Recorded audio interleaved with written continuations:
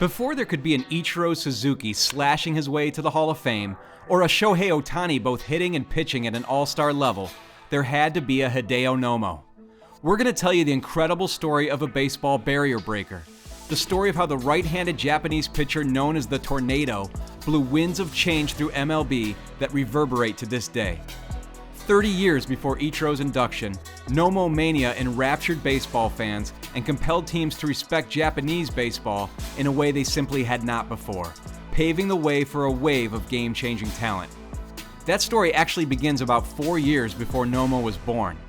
It was 1964.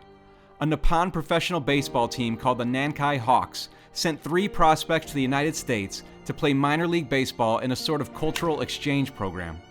The idea was to have them learn from working with U.S. coaches and then come back home to Japan with new knowledge and training techniques. What was not necessarily expected was that one of those prospects would reach the major leagues. His name was Masanori Murakami, a southpaw who was named the California League Rookie of the Year while pitching for the Fresno Giants, San Francisco's Class A team.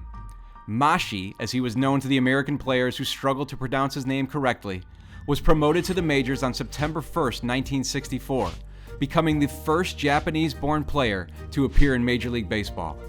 He had instant success as a reliever, but what followed at season's end was a dispute between the Giants and Hawks over Murakami's contractual rights. The two sides ultimately agreed that Mashi could pitch for the Giants in 1965, and after that season he voluntarily returned to Japan to honor his obligation to the Hawks. And MLB and NPB, looking to prevent any such contractual confusion in the future, in 1967 agreed to a player contract agreement that basically kept Japanese players in Japan and American players in the United States. Hideo Nomo was born the following year. For 3 decades, players like Nomo were bound to the terms of the MLB and NPB agreement. Japanese stars no doubt noted how, across the Pacific, free agency and other collective bargaining advances ballooned player salaries. Nomo himself began pitching in NPB with the Kintetsu Buffaloes in 1990 and established himself as one of the league's best pitchers. He was 21 years old in his rookie season when he captured the pitching Triple Crown and was named the league's Rookie of the Year, Pitcher of the Year, and MVP.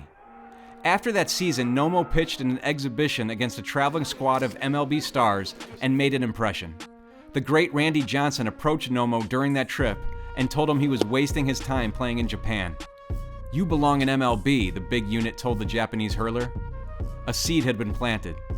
By 1994, Nomo was frustrated with his pay, his manager, and his inability to challenge himself against the world's best competition. He became connected with an agent named Don Nomura, who, along with a lawyer named Gene Afterman, scoured the U.S.-Japan agreement looking for a loophole. They found one when they realized that the rules forbade a player on the active roster or restricted list in NPB from signing with an MLB team, but said nothing about players on the retirement list. They realized that if Nomo could somehow compel the Buffaloes to force him to sign retirement papers, essentially banning him from NPB, he would be set free. So they hatched a scheme.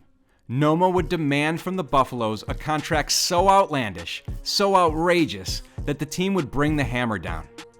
Enraged and flabbergasted by Nomo's perceived misconduct, the Buffaloes retired him, not realizing they had just given him precisely what he wanted.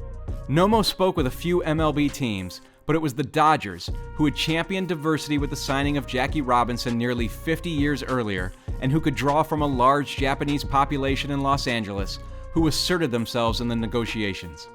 On February 13, 1995, they signed the 26-year-old Nomo to a minor league contract with a $2 million signing bonus. Now I want you to say this. I want you to learn how to say this. Say, I bleed Dodger blue. A pittance when compared to today's baseball blockbusters. In Japan, many people were furious with Nomo. His father even stopped speaking with him for a while. And in MLB, there was concern as to what the Nomo deal might mean. There was sensitivity about the idea of poaching a player from Japan and fear that the reverse might happen. But there was also genuine curiosity about what this pitcher with the corkscrew delivery and plummeting forkball could do with this unique opportunity. the baseball world found out in that 1995 season.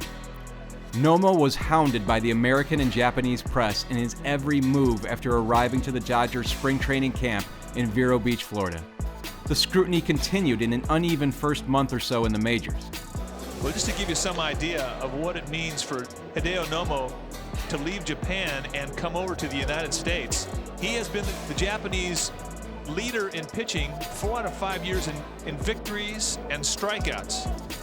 But despite all the pressure, all the attention, all the anger back home, So he can throw everything else, but he put it in the wrong spot. I'm gonna hit out of the ballpark.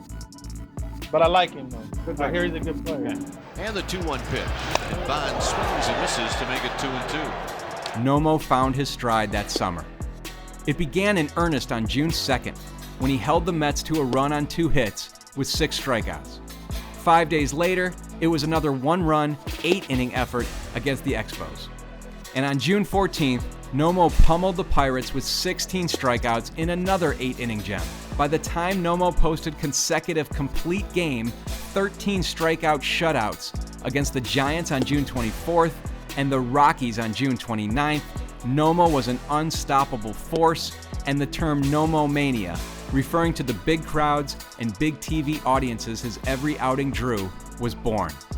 In a 13-start span, from June 2nd through August 10th, Nomo averaged nearly 8 innings per outing, posted a 1.31 ERA, held opponents to a paltry .419 OPS, and struck out nearly 30% of the hitters he faced. He was even named the starter for the National League in the All-Star Game, appropriately against Randy Johnson, the future Hall of Famer who had encouraged him years earlier. Nomo and the big unit both pitched 2 scoreless innings in that Midsummer Classic. By season's end, Nomo's 13-6 record, 2.54 ERA, and NL-leading 236 strikeouts had helped the Dodgers win their division by a single game. For his efforts, Nomo was named the NL Rookie of the Year, beating out future Hall of Famer Chipper Jones. In 1996, Nomo Mania continued. Nomo finished 4th in the NL Cy Young voting for the 2nd straight season. And on September 17th, at Coors Field of all places, he had the signature night of his prime. 1 out away, and Ellis Burks is standing in Nomo's way of a no-hitter. The picture will tell the story. Shut up. Got it! Hideo Nomo has done what they said could not be done. Not in the Mile High City, not at Coors Field in Denver. He has not only shut out the Rockies, he has pitched a no-hitter, and thank goodness they saw it in Japan. The Nomo No-No was the first, and as of this recording only, no-hitter in that extreme hitter's ballpark. Alas, the fever around Nomo began to die down the following year. As opponents got more comfortable facing his delivery, his ERA rose to 4.25 in 1997 and would be comfortably over 4 for the next 5 seasons after that. It's possible that Nomo's early career workload in Japan caught up with him.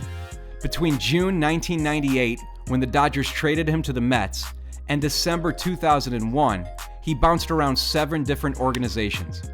But Nomo did flash some reminders of the mania that once was. While with the Red Sox on April 4th, 2001, he threw his 2nd career no-hitter, this time against the Orioles, the first no-hitter in the history of Camden Yards.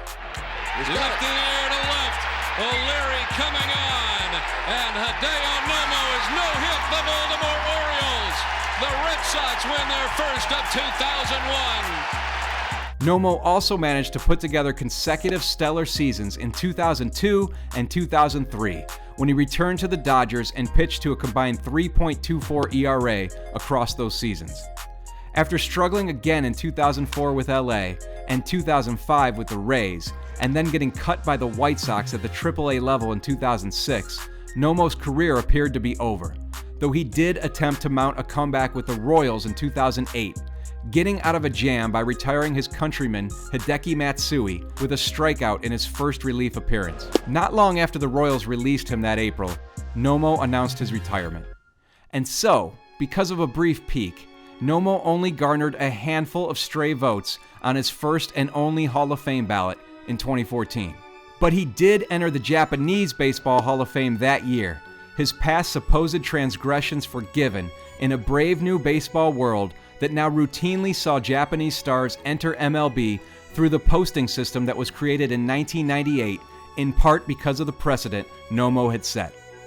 The man who caused all that noise in Japan and the US in 1995 retreated to the background in retirement, quietly working as an advisor to the Padres beginning in 2016. This made his legacy all too easy to forget. But the creative means by which Nomo had made himself available to pitch in MLB opened up the floodgates for a wave of talented Japanese athletes to play the game at the highest level. So while Nomo did not have a career deemed worthy of Cooperstown, his impact as a trailblazer was massive, and his story is one that all fans of an increasingly globalized game ought to know.